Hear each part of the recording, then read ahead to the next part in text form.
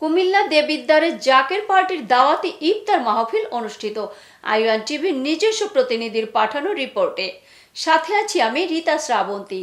শাহানশাহের তরিকত বিশ্ব অলি হজরত মাওলানা শাহ সুফি খাজা বাবা ফরিদপুরী নকশিবন্দি মুজাদ্দেদি সাহেবের মহাপবিত্র ফাতেহা শরীফ 2025 উপলক্ষে জাকের পার্টির মহামান্য চেয়ারম্যান মহোদয়ের হুকুমে কুমিল্লা উত্তর দেবিদ্বার উপজেলার শাখার আয়োজনে দাওয়াতি ইফতার মাহফিল অনুষ্ঠিত হয়।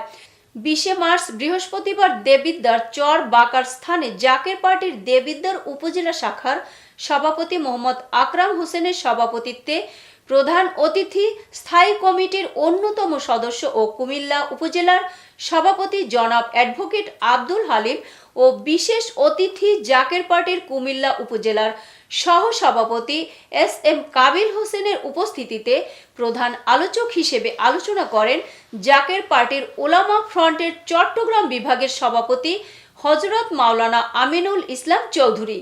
এতে বিভিন্ন স্থান থেকে আগত আশেকান জাকেরান পবিত্র কুরআন থেকে তেলাওয়াত, জিকির, আজগার, দোয়া ও মাহফিল শেষে একসাথে ইফতার করে অনুষ্ঠানটি সফলভাবে সম্পন্ন করেন। এতক্ষণ সঙ্গে থাকার জন্য ধন্যবাদ। আইওয়ান টিভির নিয়মিত আপডেট পেতে ভিজিট করুন আমাদের ওয়েবসাইট, ফেসবুক পেজ ও ইউটিউব চ্যানেলে।